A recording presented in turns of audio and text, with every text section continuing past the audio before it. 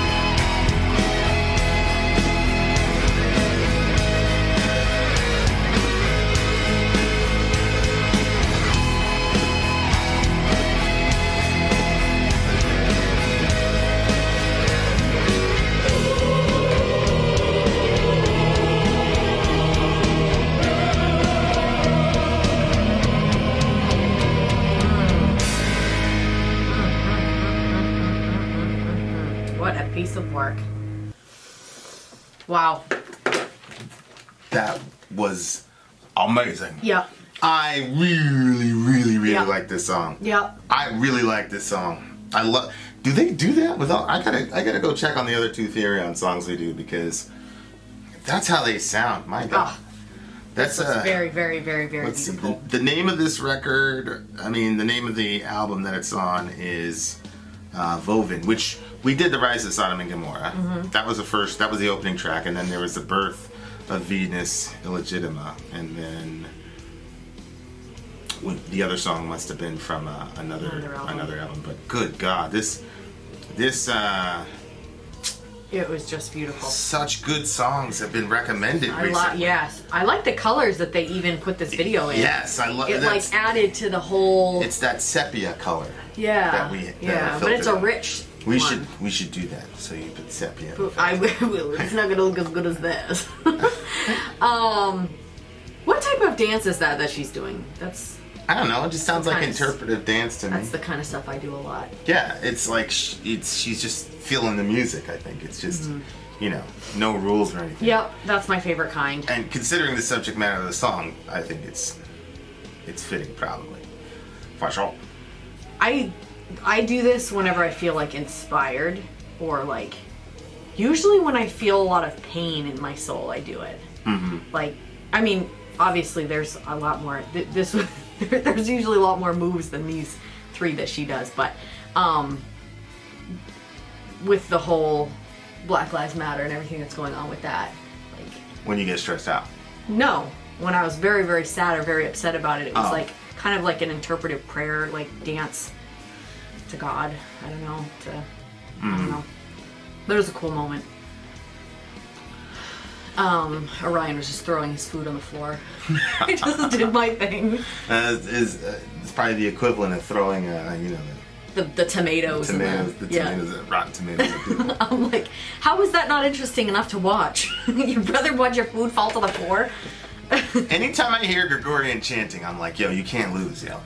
Like, Gregorian chanting is so entrancing and crazy. Like, I think Schoolcraft and Zen from Neo were incorporating that in the Antiqua record whenever it comes out. When are you guys gonna pull it out? So Aphrodite is I'm pretty sure she's in the Greek pantheon, but I'm not particularly certain what her shtick is. Although when I look at lyrically here, obviously it's talking about sex. I mean, the whole song is talking about sex, and I think really? Maybe it's sexual liberation or sexual positivity, especially on the side of women, because of the stigma that women have with their sexuality. Like, for example, Aphrodite, right? You've heard of the term aphrodisiac. Mm-hmm. So that's where the name comes from, because I'm pretty sure Aphrodite was a fertility goddess, and then the way that you worship a fertility goddess in a fertility cult is to copulate with temple prostitutes. Mm-hmm. And so the term aphrodisiac, I think, has a sexual connotation to it. So it's talking about Aphrodite's rising from the shell. I think it's talking about the rise of her sexuality and her acceptance of her own sexuality. I don't know if she is the one that's doing the primary writing duties. I'm not sure. But you can see here Aphrodite's falling into the hell of her sins and the lust for that spell of the forbidden nectar from her well, obviously. So it's a clear sort of discussion, I think, about sex and sexuality and female sexuality in particular. So I think she is simultaneously Aphrodite and Venus. I think that's the point. Oh, okay. Because basically, I think in her Aphrodite stage, she was, whatever, sexual, whatever, but she felt bad about it or whatever. And then now, and she felt guilty because is that why you sing Born Again? Well, right, exactly. Because it says, you're to expel from paradise, to drink from her well. She's falling into her sin. So her sexuality initially was looked on as a bad thing, a horrible thing, or whatever. And then she basically says, I don't care what you guys say about my sexuality. And then she's born again into Venus. Oh. So I think she's both. Okay. So, and then it says right there, you know, illegitima, which is probably in Latin some connotation of, you know, immorality, obviously. Mm-hmm. You know, a bastard child, illegitimate. So she's saying, I'm born again without shame. Child of sin is my name. So she's basically saying... she just accepted it. Right. That's the thing. She's not trying to fight it off, and she doesn't feel guilty about it. She doesn't feel fearful about it, but she's going to embrace her own sexuality without shame. I think that's important. That's an important lesson for females to learn, you know, and I think that you know, it's a very... Obviously, we're in a patriarchal context, so if a girl is too open about her love of sexuality, then the societal control comes in and basically tell, oh, you're one step away from being a whore. Mm-hmm. So, you know, there's a lot of shame in all that, even in a progressive context. Yeah. Around, you know, female sexuality and all that. And I think, I don't know, maybe in the Western world at least, maybe it's a battle that every woman has to deal with, you know, or any woman who has a high libido would have to deal with, you know, the shame aspect and the sin aspect and all that. Which, of course, is, you know, songs like this to me reflect. I was listening to, I was reading an article about Dr. King and Marxism and all the rest of it. And then there was this one particular philosopher. His name was, I think it was Jacques Maritain, and he basically said he had 3 reasons for Marxism, and then he said the last one was that communism was a reaction of a world against the church who would not live up to her own principles. Mm. So that, if you look at it in the context of sexuality, I think the way that the evangelical church has dealt with sexuality, let's say from post-sexual revolution, has been, pre-sexual revolution, has been harmful. Absolutely. I think it's been very, very harmful, and I think, you know, you've got parallel movements like body positivity, sex positivity, feminism, all those things that continue, and it's because we do not have an awareness as to, I'm speaking about we as a church, we don't have the awareness of how the way we talk about sexuality affects people. Yeah, well, I think it's both. I think it's what we say publicly, and I think that it's what happens privately. What do you mean? In a church context. So, for instance, you know, publicly what we say, which is what you were discussing, of how sexuality is supposed to be handled, can be detrimental. But then also, a lot of times what's said publicly isn't even really how it's handled privately. So somebody might be doing something or saying something, or there could be abuse going on or different things, right, and it's kept private.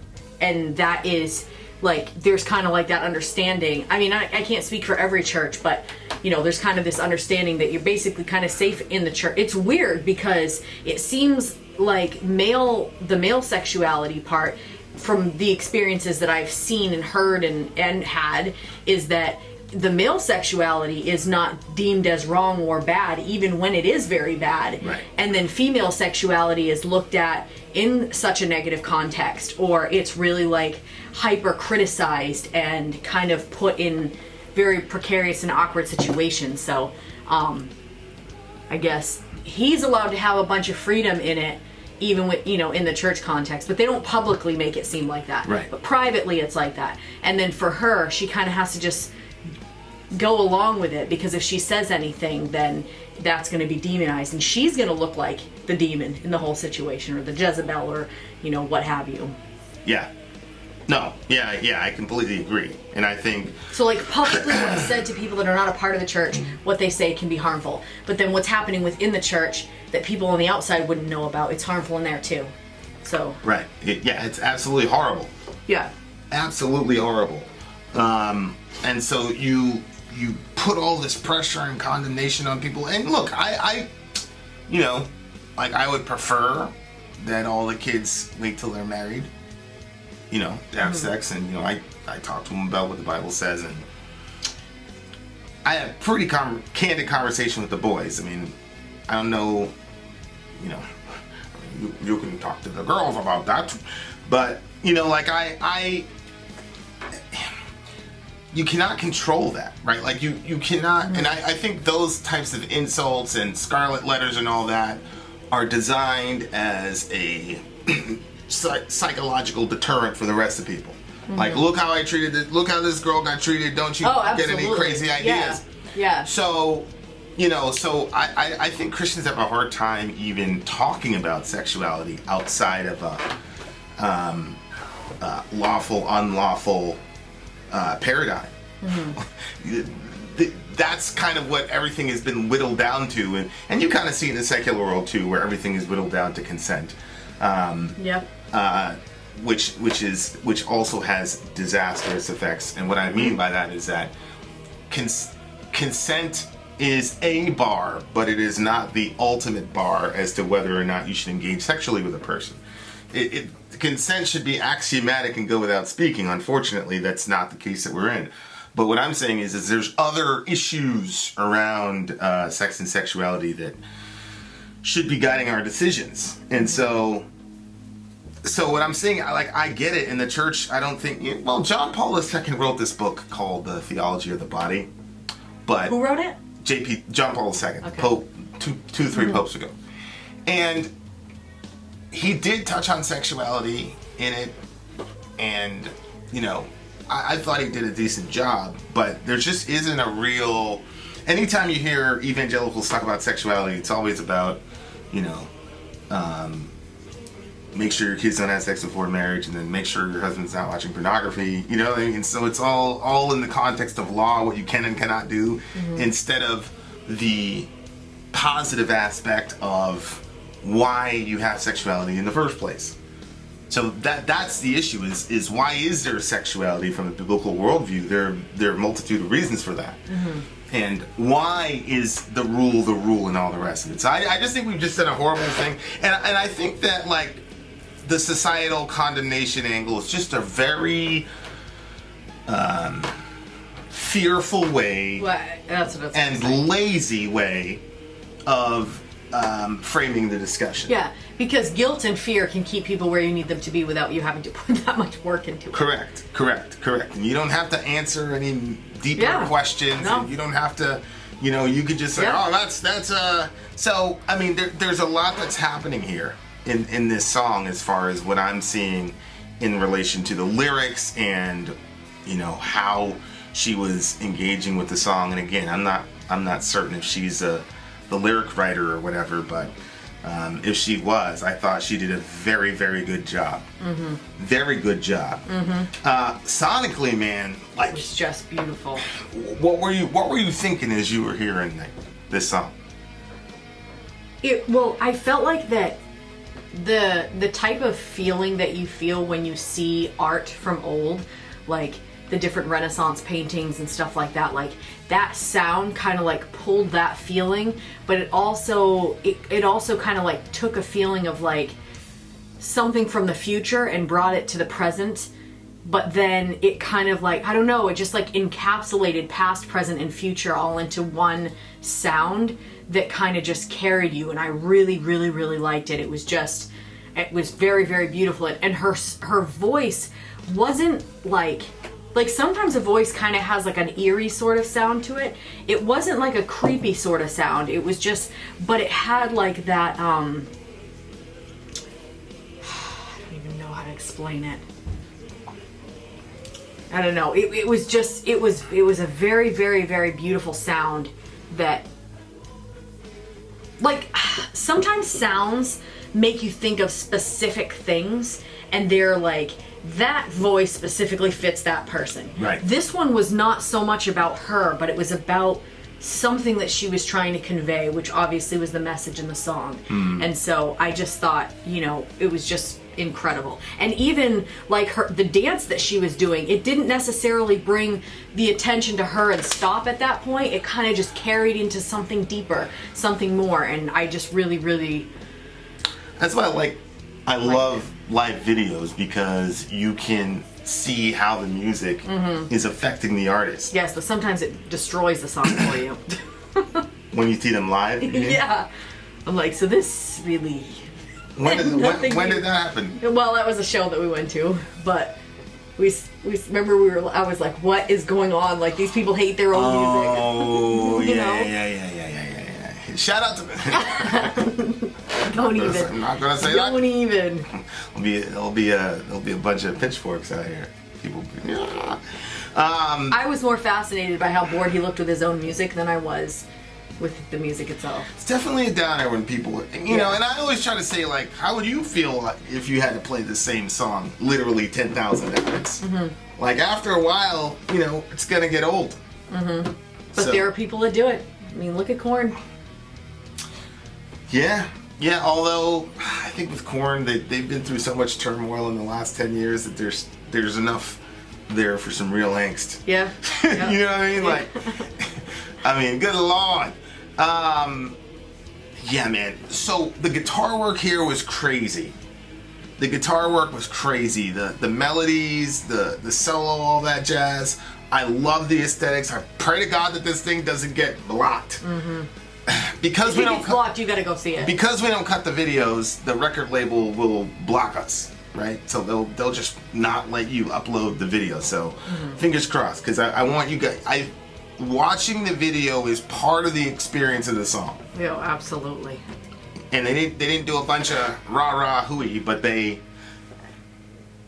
did such a good job. I mean, I'm gonna listen to the song right away again. We've run into like 3 songs that are playlist on my playlist. Don't we have a playlist where you have Vin's playlist? I never did it. What did you give the song? This is another 10 for me. Well, a couple things. They basically repeated the entire song twice. Didn't matter to me. Put in a great middle, and then they pieced out. So that's gonna hurt a little bit. And then, especially in the second verse, the verse parts, I was like, because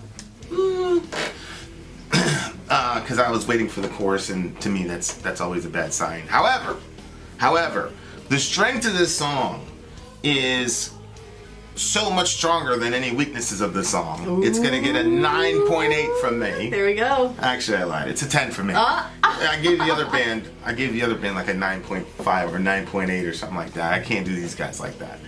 Big bang, bang, bang, bang. Bang, bang. Yeah, whatever. All right, there you go, ladies and gentlemen. Vin out. Sori out. Gone.